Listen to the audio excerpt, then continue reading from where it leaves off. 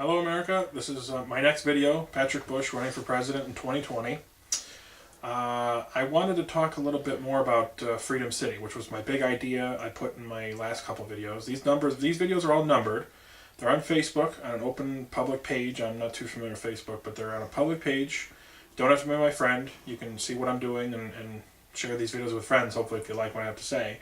But also on YouTube, because everybody on social media is usually on one or the other. I'm not doing right yet Twitter or Instagram and all that. I'm not really into that yet. I'm just seeing how this goes first. And so far, I actually got recognized the other day by a coworker because she knew my face, but I guess Facebook shared me with her.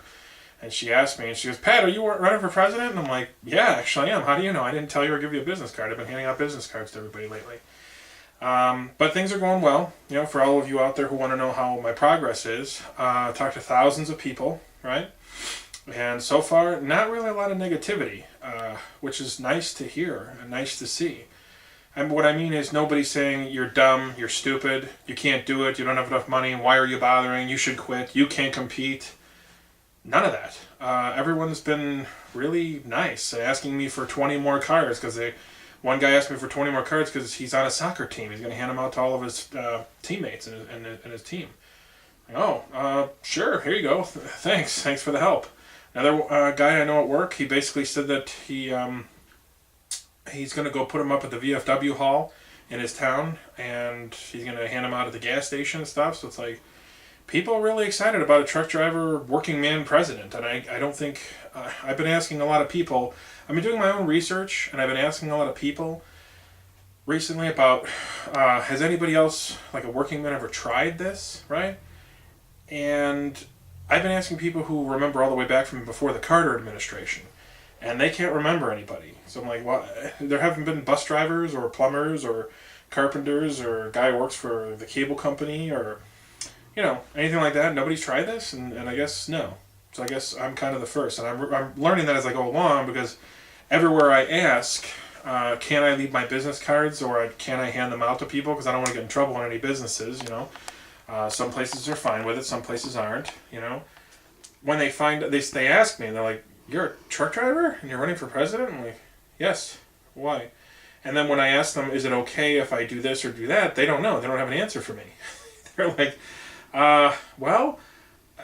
let me ask my manager. And then that manager doesn't know. And then I have to ask like 5 managers to finally they get to a guy who just says, I guess so, yeah, I can't see why we would stop you. You know, I mean, that's how it worked with my company.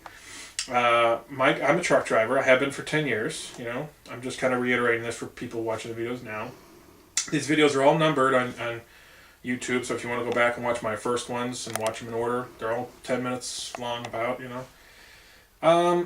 And, you know, with my company, it was a little unprecedented because they didn't know what to tell me. I had to go through a terminal manager, 3 other managers, ask drivers who've been there 30 years at my company. They had no idea.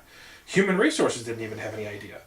They didn't know what to tell me. So they're like, geez, I think you're going to have to talk to the legal department, which makes sense, you know, because, I mean, I work for them. I don't lose my job. I need it. You know, I have a family to support. All of you out there can relate, you know. So I talked to this girl in the legal department, and she didn't have an answer for me. What do you mean? You're legal. You should know. She's like, yeah, but we've never had a truck driver ask this before.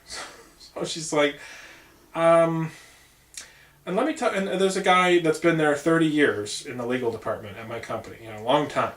She's like, let me ask him. And if anybody here is going to know, he's going to know, or we're going to have to go to the owner. Because we just don't have an answer for you. So I'm like, all right, okay. And then they called me back, and they said they looked through everything they had and brought a few people in on it, and they said, there's nothing in our handbook, nothing saying we can stop you. You know, the only thing they said was they said that they don't support me, you know, because, you know, let's be honest, they don't really know me on that level. I mean, it's politics, so, you know, they want to probably, once I get out there, get my name out there, people like me, they support me, they see I'm a good guy. You know, obviously, I'm already hired by them. I'm already working for them, so I'm not some lunatic, you know, so. But, you know, I understand. You know, I mean, and they even said, I hate to say that, Pat, you know, that we don't support you. But, you know, I'm like, no, I get it. I get it. You know, once things go along, then maybe, you know, they might come out and be like, yeah, he's one of ours. He's one of our drivers, you know. And they told me not to tell anybody who I work for. So I'm not going to say it in the video here, and I'm not telling people when I hand them business cards. They just told me to tell people I work for one of the nation's largest carriers. It's a big company, so that's all I can say. But yeah, the buzz has been going pretty good lately. I printed up a business card with a truck on it. I didn't do the American flag or the bald eagle because I figure that's kind of on the nose. That's what everybody does, and I am a truck driver. And everybody loves the logo. Everybody loves the truck on there. So, and my wife came up with the slogan on the bottom of the card, where it says, "For a clear vision in 2020, elect Patrick Bush." And the funny thing is, 2020 vision, the year 2020, it's kind of a little shtick. It's kind of funny. The funny thing is, though, everyone I give the card to that wears glasses doesn't get it. But everybody who does, or who does wear, actually everybody who does wear glasses, they don't get it. Everyone who doesn't wear glasses, they get the joke.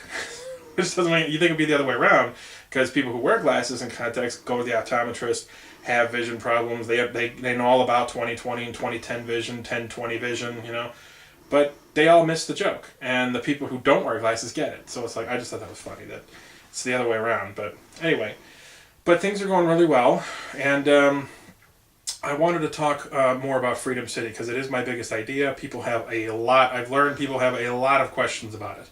Of course, there's going to be a million questions that come along with this. I'm offering people free homes and talking about building the most modern city in human history. Of course there's going to be a billion questions with this. I'm happy to answer every single one of them and work with everybody and trying to get this done. Now, I talked with a woman a little while ago. She's a 62-year-old woman, still has a mortgage and a house, and I asked her, people are pretty, forthcoming with information about this. They don't think I'm trying to sell them something, but I ask people. I'm like, well, do you own or rent? And they say, well, I rent, or and a lot of them say, well, I don't own because I have a mortgage. It's the same thing. Let's face it, it is. The bank owns your house. You don't own anything, and if you default, they're going to take it from you. So it's like, that's what she said. She said, well, I have a mortgage, so the bank owns it. I'm like, okay. I asked her, how far away are you from paying that house off? Are you anywhere close? And she seemed, after talking to her, she's a real responsible person, pays her bills, very educated. But she said, no, I've got a long, long way to go. And she's 62. I've talked to a lot of people who are just losing their homes, for getting foreclosed on. They can't hope to ever get a loan or a home. And a lot of people who just get to their 60s and 70s and they have nothing, or they have 10,000 equity, or 20,000 equity in a $400,000 or $300,000 house, and it's like, okay, and then they can't sell their house because the housing market is still horrible. I don't care what the TV and media tells you, the housing market is horrible in this country still, absolutely horrible. We lost our house in Chicago. Me and my wife and my son moved out here to Southern California a year ago. We're pretty much right at our 1 year anniversary. We're really stoked about it. So, but, I told her my idea for Freedom City, and she was really kind of hitting me with a lot of questions, not giving me an inch, kind of like a reporter almost.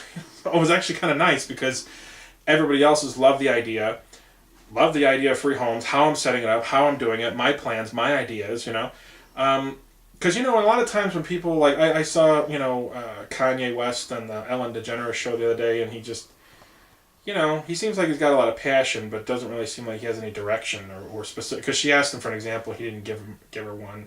And a lot of people don't like it when you say you want to make changes, you want to do things, and you can't fire an answer right at them. You don't have anything in your pocket, to pull out and say, that's what I'm doing, and how about these? I got a whole bag of tricks here. I got tons of stuff I'm going to do, and you don't have a lot in your arsenal to talk about, So I do, I haven't really been following him much, He said he's going to run for president in 2020, so I guess he's going to be my competition. But like I said, I can see the passion, but anyway, we'll talk about that in the next video. But as far as Freedom City is concerned, she was talking about Section 8 housing, and she has a lot to deal with that. She worked in drug rehab clinics, this 62-year-old woman I was talking to recently. She's done a lot of work with drug rehab and the homeless and Section 8 housing, and I was really happy to talk to her because she told me a few things I didn't know, and we worked one with the Freedom City idea, and actually it was a really nice conversation, and I wanted to share part of it with you. So, but Anyway, so that's just kind of like a recap where I'm at and a few topics I'm going to bring up in the next video. So I guess we'll call it quits for this video and jump to the next one. So please join me again and come back for the next video. Thanks.